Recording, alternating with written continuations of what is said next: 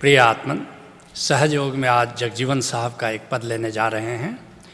जगजीवन साहब का जन्म 1670 ईस्वी में हुआ और 1761 ईस्वी तक वे उत्तर प्रदेश की धरती पर अलख जगाते रहे। कहते हैं जगजीवन साहब, बौरे जामा पहरी न जाना। सब लोगों को संबोधित करके कह रहे हैं कि कपड़ा तो मिल गया, लेकिन कपड़ा को सलीके से पहनना हमें आया नहीं।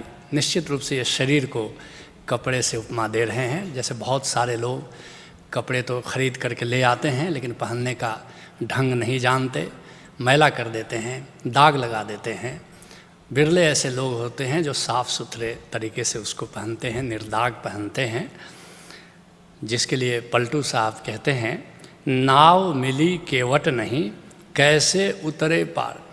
जीवन की नाव तो मिल गई, लेकिन कोई केवट नहीं, कोई सद्गुरु नहीं। अब जिंदगी की नाव को कैसे चलाओगे केवट के बिना।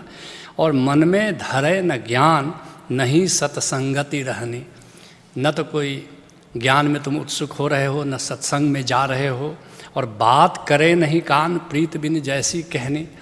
कोई कहता भी है तो तुम प्रेम से सुनते नहीं हो, न तो तुम प्रेम से कुछ कहते हो, न तो प्रेम से कुछ सुनते हो। प्रेम तुम्हारे जीवन का आधार ही नहीं है।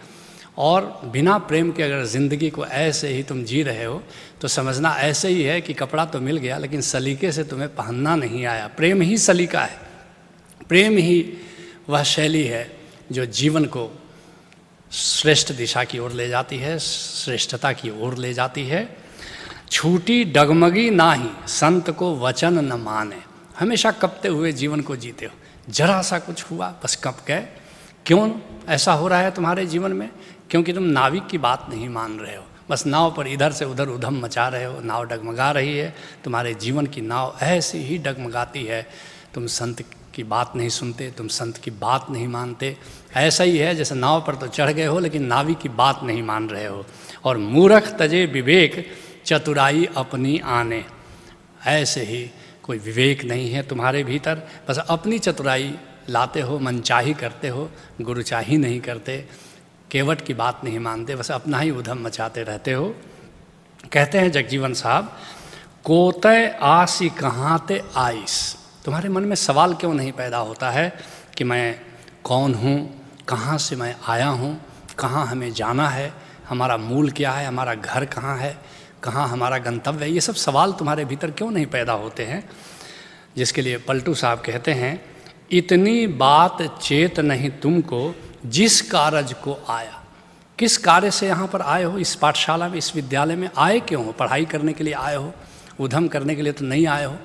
घर पर कहीं है ऐसे ही जो महाजिंदगी है, जो आत्मलोक है, जो स्पिरिट वर्ल्ड है, वहाँ हमारा परमानेंट घर होता है।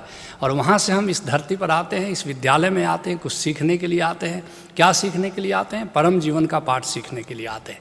कैसे हम परम पद को उपलब्ध हो जाएं, कैसे हमारी नौकरी लग जाए, गोविंद की नौकरी लग जाए। जैसे तुम डॉक्टर बनते हो, इंजीनियर बनना चाहते हो, पढ़ाई करते हो, क्यों करते हो? क्योंकि कहीं नौकरी लग जाए। हम क्यों यहाँ इस धरती पर आए हैं, इस पाठशाला में?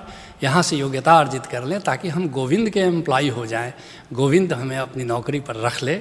उसी की ओर इशारा करते हुए पलटू साहब कहते हैं कि इतनी बात चेत नहीं तुमको, जिस कारज को आया। इस विद्यालय में किस कारज को आए थे? बस भूल गए। और को तुम कौन कहाँ ते आया, अब बारंबार ठगाया। सोचो तो, कौन हो तुम, कहाँ से आए हो, किस कारज के लिए आए हो? हर बार यहाँ आकर के और ठगा जाते हो विषयों से, विषय के आकर्षणों से, माया से। मन द्वारा तुम हमेशा ठगे गए हो। कहते हैं जगजीवन साहब, समुझी न देखसी ज्ञाना। इस ज्ञान को, इस प्रतीत को, इस बोध को, बस उसको भर नहीं जान रहे हो। क्या बोध से तुम्हें भरे हुए जीना है? क्या बोध होना चाहिए? जिसके लिए जगजीवन साहब अन्यत्र इशारा करते हैं कि वह कौन सा बोध है जिसकी प्रतीति में तुम्हें रहना है, जिसे तुम्हें जानना है। जौन कौल करी ह्योते आयो। जिस वादा को तुमने किया था, क्या वादा करके आते हो? घर से क्या वादा करके अपने पेरेंट्स से जाते हो? हम स्कूल में जाएंगे, बढ़िया से पढ़ेंगे, अच्छा नंबर लाएंगे। और स्कूल में आ कर के तुम कुछ भी कर लेते हो। किसी से प्रेम करने लगते हो, किसी से संबंध बनाने लगते हो, उल्टा पल्टा कुछ काम करने लगते हो। ऐसे जब धरती के स्कूल पर तुम आते हो तो जो करना था बस वो नहीं करते हो। क्या करना था? जौन कॉल करी होते आयो समुझ देख वह ज्ञाना, और तकी माया बस भूली परसिते सत्य नाम नहीं जाना। आते हैं हम यहाँ सत्य नाम को जानेंगे, परम जीवन को जानेंगे, ऐसी पढ़ाई पढ़ेंगे कि गोविंद हमें अपनी नौकरी पर रख ले। बस वो याद नहीं रहता, बाकी दुनिया की सारी चीज़ें तुम्हें याद रहती है कि धन कमाना है, पद कमाना है, सुरक्षा करनी है, जीवन की सुरक्षा करनी है। सुरक्षा के बड़े ताम झाम करते हो, बड़े इंतजाम करते हो। क्या सुरक्षा करोगे? परमात्मा ने जीवन दिया है और इसकी खूब सुरक्षा करना जानता है। तुम्हें अलग से सुरक्षा करने की कोई ज़रूरत नहीं है। कहते हैं जगजीवन साहब, घर वह कौन जहाँ रह बासा। ये अद्भुत बात कह रहे हैं। सोचो जरा, महाजिंदगी जहाँ से तुम आए हो, जिस स्पिरिट वर्ल्ड से आए हो, जिस आत्मलोक से तुम आए हो, वह घर कहाँ है तुम्हारा? वो परमानेंट घर है। यहाँ तो विजिटर के रूप में आए हो, या स्कूल में विद्यार्थी की तरह आए हो, या घर तो नहीं है। और फिर यहाँ से लौट करके जब नौकरी नहीं लगेगी तो कहाँ जाओगे? बेरोजगार होकर अपने घर पर ही तो रहोगे। ऐसे ही जब तुम नौकरी नहीं लगती, कुछ योग्यता अर्जित नहीं करते, तो फिर अनएम्प्लॉयड होकर अपने घर में वापस चले जाते हो, जो तुम्हारा परमानेंट घर है। घर वह कौन जहाँ रह बासा, जहाँ असली तुम्हारा निवास है, वो महाजिंदगी। यहाँ तो कभी आ गए, दिल्ली में आ गए, स्कूल में आ गए, जहाँ जन्म हुआ, कभी लंदन में जन्म हो गया, कभी कहीं, लेकिन लौट करके तो उसी घर में जाओगे। वो परमानेंट है, वो नहीं बदलता है। घर वह कौन जहाँ रह बासा, तहाँ ते कियऊ पयाना। और जहाँ से तुमने प्रस्थान किया था, जहाँ से तुम आए हो, उस सोचो तो सही, अपने घर की याद करो तो सही, और फिर अपने उद्देश्य को, अपने मिशन को याद करो कि इस विद्यालय में क्यों आए हो। कहते हैं जगजीवन साहब, और यहाँ तो रही हो 2-4 दिन। जैसे तुम स्कूल में जाते हो, कितने दिन रहोगे स्कूल में? इस स्कूल से उस स्कूल, इस स्कूल, बस ऐसे ही स्कूल बदलते रहोगे। कितना दिन रहना है? जबकि वो परमानेंट घर है। लौट लौट करके बार बार जीवन में आते हो, और हमेशा कोई ज़रूरी नहीं पृथ्वी पर आते हो। कभी शरीर से स्टार की पृथ्वी पर जाओगे, कभी कहीं जाओगे, लेकिन लौट करके उस स्पिरिट वर्ल्ड में, अपने परमानेंट निवास में लौट कर फिर वहीं जाते हो। यहाँ तो रही हो 2-4 दिन, जिसके लिए कीनाराम कहते हैं, अब मन ले लो हरि का नाम, सुख संपत्ति यह 4 दिना के, कोई न आवत काम। ये जो सुख सुविधाएं तुम जुटा रहे हो, जो नाता जोड़ रहे हो अपने कुटुंब से, परिवार से, मित्रों से, दोस्तों से, संबंधियों से, कोई काम नहीं आता। याद रखना, अंत में ये स्कूल छोड़ करके चल देना होता है। कहते हैं जगजीवन साहब, अंत कहाँ कह जाना। अब बताओ, तुम्हारे सामने 2 ही विकल्प है। लौट करके अनएम्प्लॉयड होकर के अपने उसी घर में जाओ, या एक दूसरा विकल्प है कि गोविंद की नौकरी लग जाए, गोविंद में जाओ, परम जीवन में जाओ, बैकुंठ में जाओ, या फिर उसी आत्मलोक में जहाँ से तुम आए हो, अनएम्प्लॉयड होकर के फिर वहीं जाओ, और फिर किसी और स्कूल में चले, फिर से पढ़ाई करने चले। क्या करना चाहते हो तुम? जिसके लिए ओशो कहते हैं कि इस बात को ठीक से समझ लो कि ओंकार हमारा गंतव्य है, परम पद हमारा गंतव्य है। हम चाकर गोविंद के ठाकुर मेरा भारा। एक दिन तुम भी कह सको गुरु अर्जुन देव जी की तरह कि हम चाकर गोविंद के, ये नाज, ये स्वाभिमान। कहते हैं जगजीवन साहब, जो जो आवा रहे न कोई, और सबका भयो चलाना। कोई स्कूल में परमानेंट तो रहता नहीं है। एक दिन स्कूल से तुम जाना हो, पास करोगे तब भी जाना, और फेल करो तो स्कूल निकाल देगा तुमको। जाना तो हर हालत में है। तो जो जो आया रहे न कोई, सबका भयो चलाना। जो भी आया इस धरती के स्कूल में, पाठशाला में, वो सबको यहाँ से विदा लेना पड़ा। एक दिन तुमको भी विदा लेना पड़ेगा। फिर क्यों यहाँ इतना मोह, इतनी ममता, इतनी जड़ता? कहते हैं इसी बात को संत सुंदरदास कि माल मुलुक है गए घने, और कामिनी करत कलोल। बड़े बड़े धनी, बड़े बड़े अमीर, बड़े बड़े राजा, जिनके दरबार में कितने घोड़े, कितने हाथी हैं, कितनी कामिनी है, ये सब भोग की सुख और सुविधाएं हैं, लेकिन कतहूँ गए बिलाए के हरि बोलो हरि बोल, वो सब खत्म हो गए। इसलिए कहते हैं सुंदरदास, हरि बोलो, हरि के सुमिरन में जियो। कहते हैं जगजीवन साहब, को फूटी टूटी गारत भा।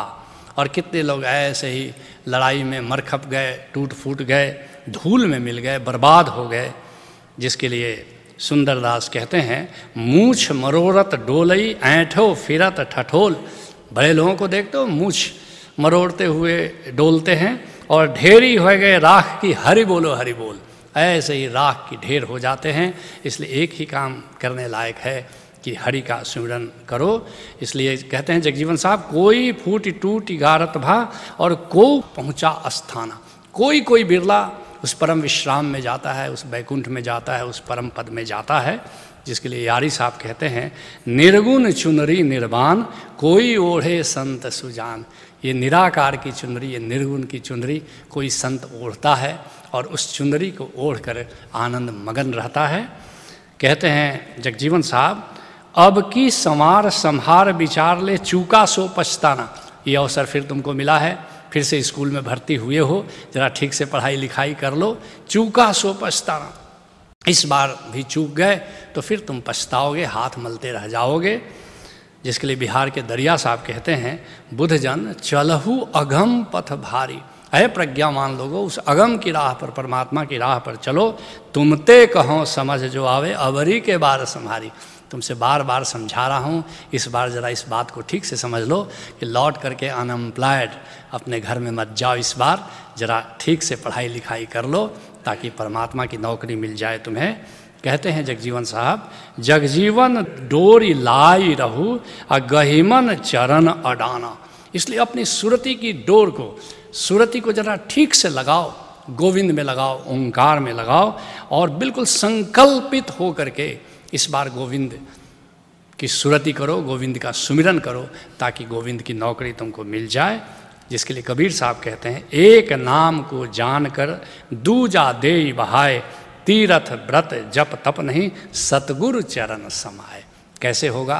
तीरथ से नहीं होगा, जप से नहीं होगा, तप से नहीं होगा, व्रत से नहीं होगा, सतगुरु के चरणों से प्रीति करो और फिर गोविंद की नौकरी मिल जाती है। यही सहज योग है। हरि ओम तत्सत।